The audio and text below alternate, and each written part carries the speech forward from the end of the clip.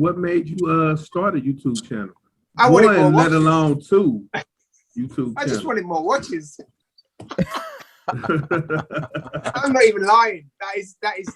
That is the truth. And I thought, how can I get more watches and somehow fund the purchase of those watches? Nah, it is sort of that, to be honest. I've always enjoyed making videos, being creative.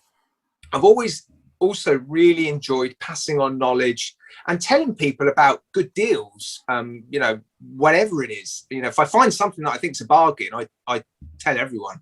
And so it's sort of, I wouldn't say it happened accidentally, but I just thought I've collected a few watches now. You know, I would like a few more, but they are quite expensive. I'll have a go at reviewing one, and I never ever expected it to become such an obsession. But yeah, I love it. I mean, I absolutely love it. Yeah, it's really enjoyable. What about you, James? You never thought of starting a YouTube channel? Based on everything that you guys talked about, it looks like it's a lot of work. And it is. Right? Yes. Yeah. You know, if I spend all that time making YouTube videos, I'm not going to be making watches. So, you know, I got to. Yeah. Right on. Yeah, you know, you're right. So how did you two meet? So we could kind of segue into your watch. I'll let James tell that story because it's all down to James. Oh, nice. Okay. Right. So a long time ago, when Gary was uploading videos on his first channel, there was one time when Gary said, like, "Oh, this Chinese seller, Lug Yu, really wanted to rebrand their name," and then he, you know, had a contest and people chose the names, and then he said, "We need somebody to design the logo for Chronos, which is the name now." And then I said, "Okay, I'll give this a shot." But then at the same time, I already had a watch designed in the 3D software program, and I said, I have to get this watch made, but I don't know how I'm going to get it made. And, you know, Gary is picking up a bunch of subscribers, so I'm going to show this to him. And if he says no, then he says no. But if he says yes, then I'm not really sure what happens next. So I sent Gary the Chronos logo design, which, by the way, was not picked. Oh, wow.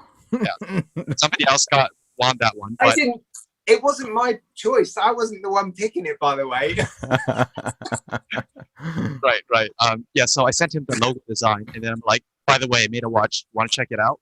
And then Gary's like, yeah, of course, send it over. And then I guess Gary was very impressed with what I've done. And then he's like, let's get this made. I was like, whoa, wait, what? I'm like, I wasn't expecting this to happen.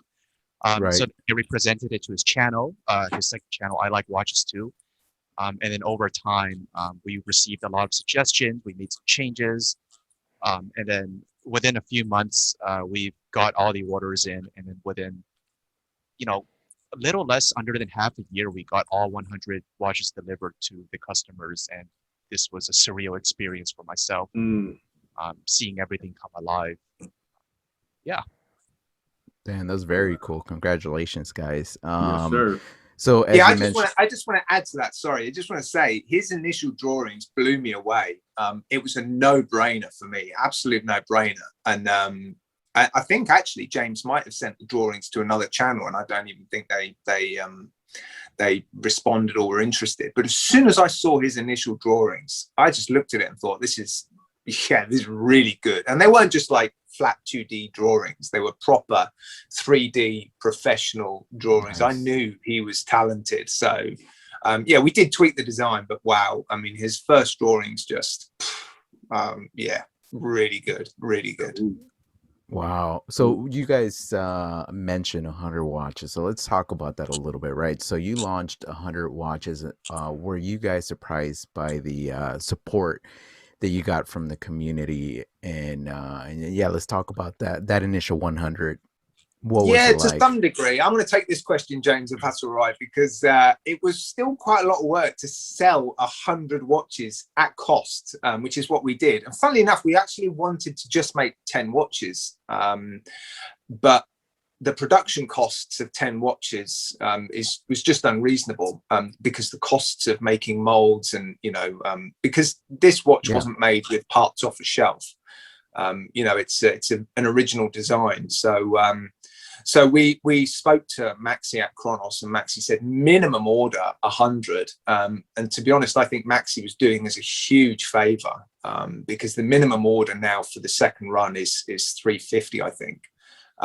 So we when we realized we had to sell 100 watches, we were a bit, oh man, that's going to be hard work. And it was actually hard work to some degree, because I didn't have a watch. I had nothing. I just had drawings, and persuading 100 people to give you $200, you know, is really difficult when you've got no guarantee they're going to get a watch.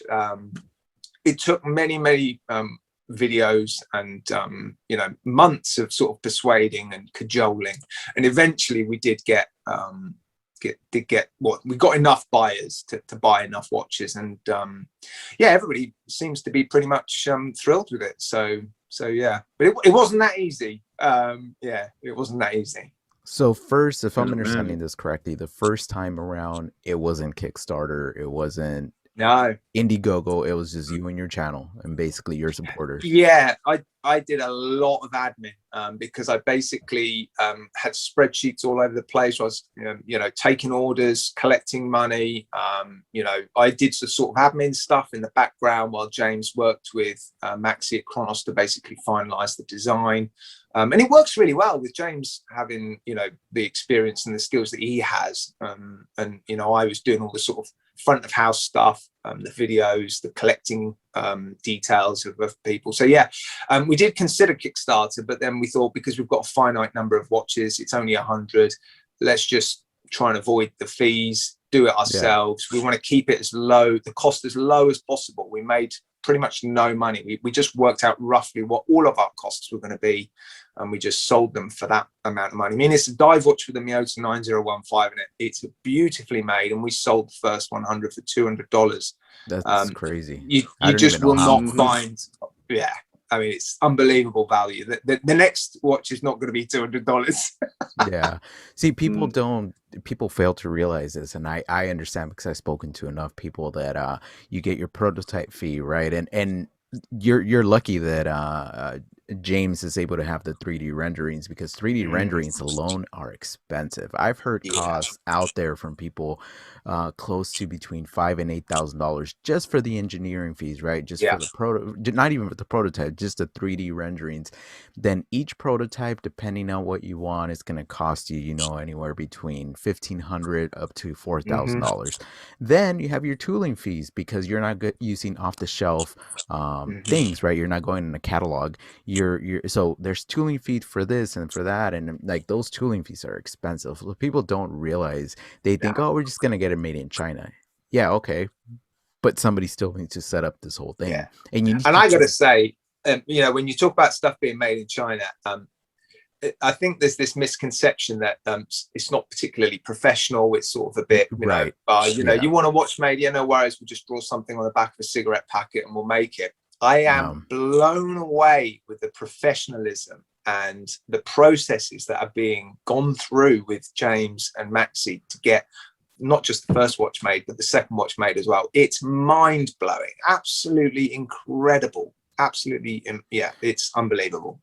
No, I agree with you, man. I mean, I've seen a little bit behind the curtains, and I could tell that, yeah, China has a bad reputation. I mean, granted, there is a lot of crap coming out of there, but when you want something good, especially in this kind of sector of watches, a lot of people fail to realize that a lot of the big Swiss companies get their stuff made in China and just assembled in Switzerland. So they're just kidding themselves, you know what I mean? But $200 for what you offered on that first watch is incredible value. I mean, I don't even know how you were able to sell it that cheap, to be honest with you. That's crazy. Well, because we made that money.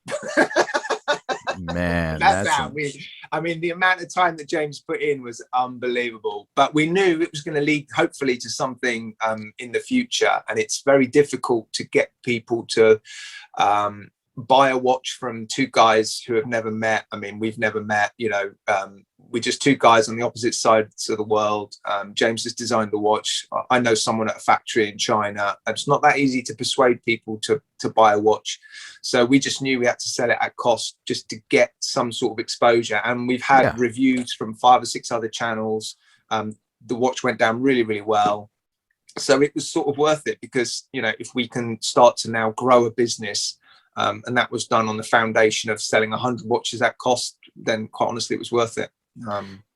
Yeah, for sure. That's definitely your loss leader in building that relationship with both your clients and your manufacturer is extremely important. How you make it happen. I mean, you sacrifice money, but that's okay because getting somebody's trust is you can't put a price on that, you know. So I No. think you guys did the right thing, especially like you said, you're basically saying we're nobodies, right? I have some kind of representation on YouTube, but you know, I mean, out of the 7,000 subscribers that you have, or I don't know how many you had then, it's like, how do you convince every single one of them to basically have faith in you? They don't know you. You're just a guy behind the screen, you know? So it's pretty difficult. It's difficult for sure. So, well, it paid off. Yes, sir. Okay, now tell us more about the new watch and when it's launching. And I hope that we here at the SoCal Watch Reviews get an opportunity to review this watch when it's dropped. But anyway, shameless plug. Go ahead and answer the question. We good. I'm sure we can get a watch over to you to review. I'm going to let James answer this one. Go for it, James. Okay, so I've always wanted to do this, and I'm just going to share my screen. Do you see this? Yeah. Hey, so anybody listening, you should go to my YouTube channel to check out this video. So this graph over here is a reaction progress diagram. And this basically means that the starting reactants have a higher energy than the products, and this is the activation energy barrier. So in graduate school, there were some days that were just really, really difficult for me, and I wanted to procrastinate. But I just drew this diagram on a sheet of paper, and I knew that if I put in the work, I can overcome this really stressful barrier, and I can be at a happier state at the very end. So when I'm pretty sure, P. Ross, I heard you saying earlier, that was exactly what you needed on the back of a watch. Yeah. Right. Yeah. It's still so cool, honestly. I don't understand any of it, but I don't know. It went over my head everything you just said, but that's cool.